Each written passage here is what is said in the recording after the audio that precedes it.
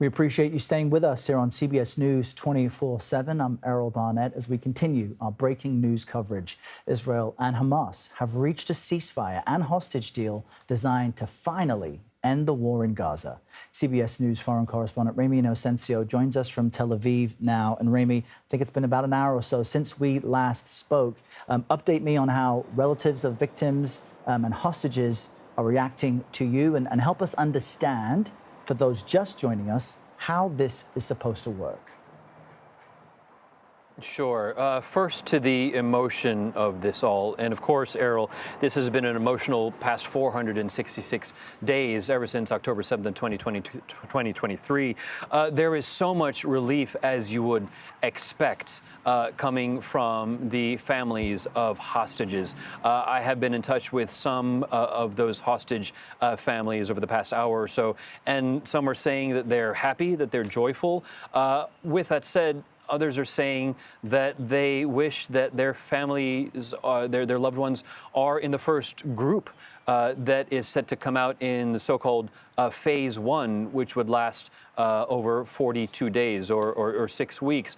So there's a mix of emotions of the initial relief, for anyone who's a mother or father or brother or sister who has any loved one. If you imagine that over 15 months over war, if you have not seen them, if you know that they have been in dire situations held by Hamas or other militant groups, you are aching, you are anxious for them to be returned. And we're looking ahead to this weekend, to this Sunday, when we understand that we will finally, hopefully, see Israeli hostages come across from Gaza alive back into their loved ones' hands. In terms of the mechanics that you asked about as well, the first phase, there are 3 phases. The first phase would last 42 days, and this would involve the release of 33 Israeli hostages. Those would include the elderly, those would include the women, the sick, the wounded, and those would be exchanged for a few dozen Palestinian detainees that would then be released. Those, we understand, would also be mostly women and children. As for the positioning of Israel's military, the Israel Defense Forces, they would then pull back from central population centers towards the perimeter of Gaza in order to make way for a surge in humanitarian aid, and also the movement of Palestinians, of Gazans, from the south, where most of the population really has fled, back to northern Gaza, which, for all intents and purposes, has been devastated, has been obliterated. So that's phase one. Phase two would then include people who are not women, who are not elderly. So we're talking about the men. We're talking about male soldiers also who will be released. Then, looking ahead beyond that, we're talking about the reconstruction of Gaza, which will take massive amounts of investment, massive amounts of time, as well as the governance of Gaza. We know that Israel's Prime Minister Benjamin Netanyahu has said that Hamas, of course, cannot come back to power, but also has said that the Palestinian Authority, now with its seat of power in the West Bank, separate from Gaza, can also not come back to power in its current form. So a lot of questions have to still be addressed, but for the now, there is relief, there is joy, there is gratefulness at the Biden administration and the Trump administration as well for getting this deal, getting this agreement across the finish line. And to help bring more of the emotional component of this into context, Ramy, I know you've been speaking with relatives of hostages. On the 1-year anniversary, I was able to speak with Aviva Siegel, herself a hostage, released during the first hostage release in November of 2023. Her husband, Keith, is an American-Israeli hostage from North Carolina that she is so worried about. We understand he very well may be part of this first group, as he is in his 60s, but his own mother passed away in December while anxiously waiting for him to be released. And we also must give attention to the relatives of Palestinian victims as well.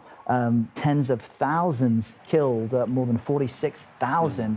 The toll of human loss is almost immeasurable. Absolutely. And I'm glad, and it is important to raise the situation, the dire conditions of everyone in the Gaza Strip. We're approaching 47,000 people that the Hamas-run health ministry has said that have died, but those are the people that they can count.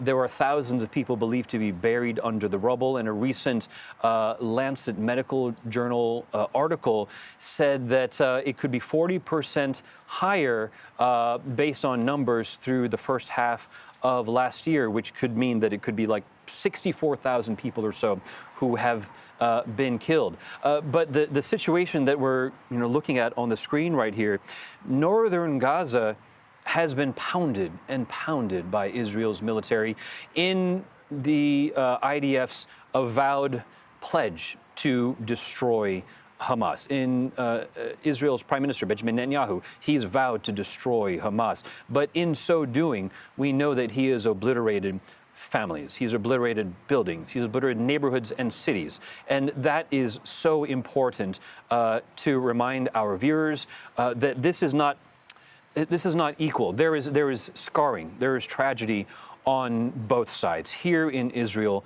with the loss, with the anxiety of hostages and their families, hoping for them to come home. But there is so much loss as well in Gaza. And the reconstruction that I talked about earlier will take not months, not years, and it will take likely billions of dollars. And the question is whether and when that kind of money will even come for that kind of reconstruction.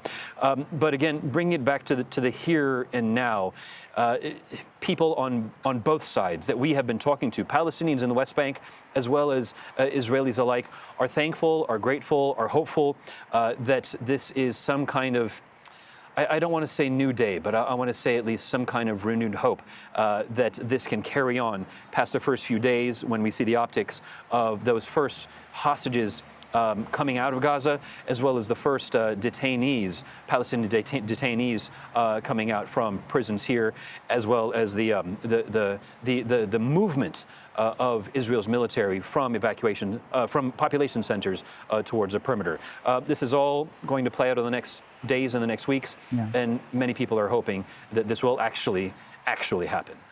We've got to be cautiously optimistic at least. Ramy Inocencio, we so appreciate that immediate reaction from the region and, of course, your ongoing years-long reporting on this major conflict. Thank you.